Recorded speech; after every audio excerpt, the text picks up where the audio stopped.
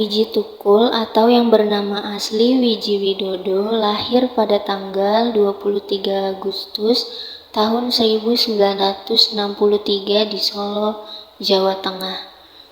Beliau adalah anak pertama dari 3 bersaudara dari pasangan Bapak Kemisharjo Suwito dan juga Ibu Sayem.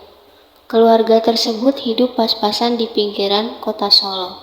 Dan untuk memenuhi kebutuhan sehari-hari, ayahnya ini bekerja sebagai tukang beca, sedangkan ibunya berjualan ayam bumbu dengan penghasilan yang memang tidak seberapa. Wiji Tukul ini memiliki ciri khas di mana orang-orang bisa dapat dengan mudah mengenali. Beliau bertubuh kurus tinggi sedang dengan rambut ikal yang menjuntai. Dan selain itu juga, Wiji Tukul diketahui tidak bisa melafalkan huruf R, alias beliau ini cadel. Dan meskipun tumbuh dalam keadaan serba sederhana, Wiji Tukul rupanya punya bakat terpendam di bidang kesenian. Sejak kecil beliau ini pandai sekali menulis puisi dan juga tertarik menekuni dunia teater. Oleh sebab itu, ketika lulus dari SD, tanpa rasa ragu Wiji pun melanjutkan pendidikannya ke jenjang SMP. Tapi karena keterbatasan ekonomi pada saat duduk di bangku SMP ini, Wiji menjalani beberapa pekerjaan paruh waktu untuk bisa membantu keluarganya. Beliau pernah berjualan koran, mengamen, dan juga menjadi calo dari karcis bioskop. Nah, pada saat menjalani profesi jadi tukang calo karcis bioskop ini, tidak jarang Wiji selalu menyisakan satu karcis untuk diberikan ke adiknya. Selepas lulus dari SMP Negeri 8 Solo, Wiji masuk lagi ke Sekolah Karawitan Indonesia dan mengambil jurusan tari. Di saat beliau SMA inilah, ia mulai bergabung ke sebuah komunitas teater yang bernama Bengkel Teater. Komunitas ini dikelola langsung oleh sastrawan Indonesia yang populer di masa itu, yaitu W.S. Rendra. Di sini pun ia mulai aktif berkarya dan menemukan bakatnya di dunia kepenulisan, sampai ada salah seorang senior di komunitas tersebut yang menyukai Wiji. Beliau pun kemudian memberikan semacam nama panggung dan mengubah nama Wiji Widodo menjadi Wiji Tukul, di mana dalam bahasa Jawa itu memiliki arti biji yang bertumbuh. Semasa SMA, perekonomian keluarga Wiji Tukul semakin memburuk, sehingga beliau memutuskan untuk putus sekolah. Dan setelah putus sekolah, beliau pun bekerja sebagai tukang pelitur di toko kayu. Kehidupan keras yang dia jalani sejak kecil ini perlahan membuat jiwanya bergejolak. Lalu ia menulis puisi sebagai bentuk luapan emosi, sedih, bahagia, bahkan pemberontakan. Wiji Tukul akhirnya menikah pada tahun 1989 dengan seorang gadis yang dia kenal saat bergabung di komunitas teater. Gadis itu bernama Siti Diah Sujirah alias Sipon, yang pada saat itu bekerja sebagai buruh.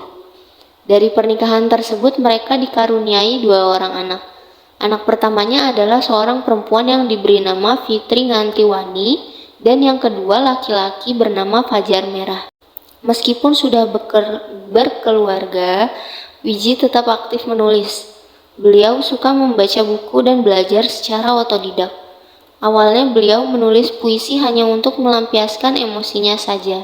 Ketika melihat keadaan di sekitarnya, ternyata puisi-puisi yang beliau tulis ini mampu membakar semangat orang lain juga, bahkan saking bagusnya tulisan-tulisan beliau yang bernada protes ini membuat pemerintah jadi was-was.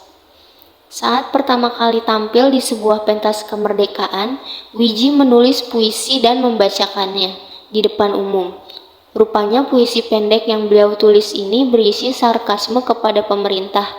Dan akhirnya karena hal itulah Wiji langsung digelandang kelurahan untuk dimintai keterangan lebih lanjut. Wiji diintimidasi sedemikian rupa dan dilarang menulis puisi berisi pemberontakan lagi. Dan pada zaman itu Indonesia sedang berada dalam situasi pengkangan. Segala sesuatu yang dianggap membahayakan tahta pemerintah bisa langsung ditangkap dan dijebloskan ke penjara. Akan tetapi Wiji Tukul tidak takut sama sekali akan hal tersebut. Wiji justru semakin aktif menyuarakan ketidakadilan di sekitarnya. Dan hal itu terbukti ketika beliau turun ke dunia aktivis di tahun 1992 untuk memberikan advokasi terhadap kaum miskin dan juga para buruh. Lalu, di tahun 1995, Wiji diketahui mendampingi para buruh PT Sritex dalam mendapatkan hak-hak nyawa. Demonstrasi buruh pada saat itu menuntut kenaikan upah pekerja di mana mereka hanya dibayar 1.600 sehari. Jumlah ini justru sangat jauh di bawah standar karena seharusnya upah minimum pada kala itu 2.600 dipotong 1.000. Dan selain itu juga, Wiji dan kawan-kawannya juga menerima laporan ketidakadilan seperti ada buruh lembur tetapi tidak dibayar. Sampai juga ada buruh wanita yang hamil mengalami keguguran waktu bekerja dan beberapa buruh lainnya juga dilaporkan mengalami sakit pernapasan akibat serat tekstil. Dikarenakan lemahnya keamanan kerja di pabrik tersebut, dan hal tersebut bertolak belakang dengan kondisi perusahaan yang berhasil meraup untung dari hasil penjualan. Dan pada saat menjalankan aksi demo itu, aparat mengetahui keberadaan Wiji. Tanpa babi bu lagi, mereka langsung mengejar Wiji. Dia berlari terus sekencang-kencangnya dan bersembunyi di sebuah kuburan. Sayangnya, tak lama kemudian, Wiji berhasil ditangkap. Ia tidak ditangkap dalam arti digelandang ke kantor polisi, tetapi beliau dipukuli oleh aparat secara bertubi-tubi. Badan Wiji yang kurus itu dihantam beberapa kali ke atas kap mobil sambil ditendang, dipukuli rotan, intinya diperlakukan seperti penjahat. Dan akibat kekerasan itu mata kanan Wiji bengkak juga biru. Setelah itu baru dilepaskan, dan setelah dilepaskan oleh polisi, luka di mata kanan Wiji itu ternyata tidak kunjung sembuh. Akhirnya beliau pun berinisiatif pergi ke dokter untuk mengecek kondisi matanya. Dan kalian tahu, di sana Wiji didiagnosa mengalami cedera pada retina mata. Itu bukan cedera biasa, tetapi cedera parah, bahkan saking parahnya, retina mata beliau ini hampir lepas dan terancam buta. Setelah kejadian itu, Wiji tidak kapok. Beliau tidak berhenti melawan begitu saja, justru beliau diketahui semakin aktif lagi terjun ke dunia politik. Wiji diketahui menjadi pengurus PRD atau Partai Rakyat Demokratik, dan di partai inilah beliau aktif menyuarakan penghapusan undang-undang politik yang hanya menguntungkan pemerintah dan juga antek-anteknya secara sepihak. Segala aktivitas partai ini dianggap melawan rezim Orde Baru, sehingga terjadilah suatu kerusuhan di Solo pada tanggal 27 Juli tahun 1996. Dan disinilah para anggota partai dan petingginya pun ditangkap oleh aparat, dan lagi-lagi menggunakan kekerasan. Untungnya Wiji Tukul berhasil menyelamatkan diri dari kejaran aparat, dan sejak saat itu beliau menjadi salah satu orang yang paling diburu karena keberaniannya melawan pemerintah pada bulan Juni tahun 1996. Wiji pergi dari rumahnya menghindari aparat keamanan. Beliau melarikan diri ke Yogyakarta, Jakarta, juga Bekasi, dan beberapa kota lainnya dengan melakukan penyamaran, dan karena waktu itu situasi Pulau Jawa sudah tidak aman untuk para aktivis. Wiji pun lari ke Pontianak, Kalimantan Barat. Di sana ia bersembunyi di rumah kawannya yang bernama Thomas, dan di atas bantuan Thomas, Wiji pun mendapatkan identitas palsu dengan nama Paulus yang tercatat sebagai warga Sungai Ambawang di Pontianak. Beberapa hari setelah di rumah Thomas, karena ia masih juga dikejar oleh aparat kepolisian, Wiji Tukul pindah lagi ke rumah kawan lainnya yang bernama Martin Siregar. Pada saat tiba di rumah Martin, istri Martin sebenarnya sudah curiga, namun Pak Martin berusaha meyakinkan istrinya. Istrinya pun setuju dan memperbolehkan Wiji tinggal di sana. Dalam pelariannya, Wiji Tukul tetap menulis puisi-puisi pro-demokrasi, dan beberapa bulan setelah berada di Kalimantan, Wiji kembali lagi ke Jakarta di bulan Maret tahun 1997. Dan di sana dia lagi aktif lagi di Partai PRD, tapi kali ini beliau langsung menjabat sebagai Ketua Divisi Propaganda yang bertugas untuk membuat pamflet di mana dia menyuarakan ketidakadilan Bapak Soeharto. Dan disinilah aparat pun mulai mengendus keberadaan Wiji dan kembali untuk memburunya. Di bulan November tahun 1997, Wiji sempat pulang ke Solo untuk merayakan ulang tahun anak bungsunya. Di sana beliau melepas rindu bersama keluarga kecilnya itu. Tapi sayangnya beliau tidak bisa lama-lama tinggal di Solo karena masih diburu polisi. Beliau pun berjanji kepada istrinya akan pulang lagi ke Solo tahun depan, yaitu di hari ulang tahun anak pertamanya. Akhirnya, dengan terpaksa istrinya pun melepaskan kepergian Wiji, yang ternyata semenjak pada saat itu, Wiji tidak pernah kembali lagi ke rumah. Itulah akhir kali mereka bertemu. Pada bulan Mei tahun 1998 terjadi kerusuhan yang cukup besar di Jakarta, di mana pada hari itu para aktivis dan juga mahasiswa menuntut Presiden Soeharto untuk mundur setelah 32 tahun menjabat. Aksi unjuk rasa tersebut diawali oleh mahasiswa di daerah-daerah yang kemudian berlanjut di Jakarta. Kerusuhan Mei tahun 1998 ini juga menyebabkan lebih dari 1.000 orang meninggal, ratusan orang luka-luka, dan hilangnya beberapa aktivis HAM, termaksud salah satunya Wiji Tukul. 3 bulan sebelum kerusuhan ini, Wiji Tukul sempat menelpon istrinya, di mana ia mengatakan bahwa ia ingin mendaftarkan anak pertamanya untuk pergi les berbahasa Inggris.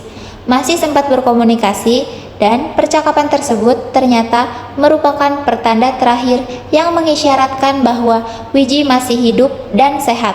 Tepat setelah itu, setelah dihubungi keberadaan Wiji Tukul menjadi simpang siur. Kawan-kawan sesama aktivis pada awalnya mengira Wiji Tukul bersembunyi dengan aman di rumahnya atau di rumah keluarganya. Begitu juga dengan istri Wiji Tukul yang menganggap bahwa suaminya ini pasti baik-baik saja atas pertolongan teman-teman seperjuangannya. Tapi ternyata semua dugaan salah. Wiji tidak dengan keluarganya, tidak pula dengan kawan-kawannya. Dan di akhir tahun 1998, orang-orang pun mulai mencari keberadaan Wiji Tukul. Pada awalnya, Mbak Simpon atau istri Wiji Tukul tidak percaya jika suaminya dinyatakan hilang atau meninggal. Beliau masih bersikeras bahwa suaminya pasti masih hidup. Tapi semakin tidak adanya kabar dan atas saran juga dari kawan-kawannya Wiji, barulah Mbak Simpon pun melaporkan kehilangan suaminya ke Kontras alias Komisi Orang Hilang dan juga Korban Tindak Kekerasan. Sejak hilangnya Wiji Tukul diketahui oleh masyarakat luas, mulailah ada beberapa laporan perihal keberadaan beliau, di mana pada tahun 1999 Kontras menerima laporan penemuan mayat di Pulau Kelapa, Kepulauan Seribu. Para aktivis pun langsung pergi ke sana untuk mengeceknya. Namun, dari sejumlah mayat yang ditemukan, tidak ada jasad Wiji Tukul. Sejak pecahnya kerusuhan 1998, Pulau Seribu memang dikenal sebagai lokasi pembuangan mayat aktivis. Beberapa dari mereka yang ditangkap oleh aparat dihabisi nyawanya lalu dibuang ke laut di Kepulauan Seribu. Waktu dicek satu persatu mayat-mayat itu, tidak ada mayat Wiji Tukul. Setelah melewati bertahun-tahun tanpa adanya titik terang, hingga akhirnya di tahun 2001 ada laporan bahwa Wiji Tukul ditemukan dalam keadaan hidup di Banten. Tim aktivis Kontras langsung pergi ke sana untuk memastikan keberadaan tersebut. Namun sayangnya laporan itu tidak benar. Orang yang dimaksud ini bukan Wiji Tukul, hanya mirip saja dengan Wiji Tukul. Setelah 5 tahun kemudian, di tahun 2006, Kontras juga menerima laporan lainnya dari seseorang. Tapi sayangnya laporan itu tidak valid karena ternyata pelapor itu dalam gangguan jiwa. Sampai saat ini, semua orang terus mencari keberadaan Wiji Tukul. Namun, beliau belum juga ditemukan sampai hari ini. Dan hingga detik ini, keberadaan Wiji Tukul masih menjadi misteri. Apakah dia masih hidup? Kalau iya, di mana dia sekarang? Atau justru sudah meninggal? Kalaupun sudah meninggal, di mana ia dikubur? Pertanyaan-pertanyaan tersebut masih menjadi hutang pemerintah yang tidak kunjung dibayarkan. Seperti itulah kasus hilang aktivis HAM dan juga sastrawan Indonesia bernama Wiji Tukul. Kasus ini tentunya menjadi pukulan berat bagi para keluarga yang ditinggalkan. Kurang lebih 25 tahun berlalu, mereka juga tidak mendapatkan jawaban atas keberadaan keluarganya. Dan pada tanggal 5 Januari 2023, istri dari Wiji Tukul, yaitu Ibu Siti Diah Surijah alias Simpon, meninggal dunia di Solo.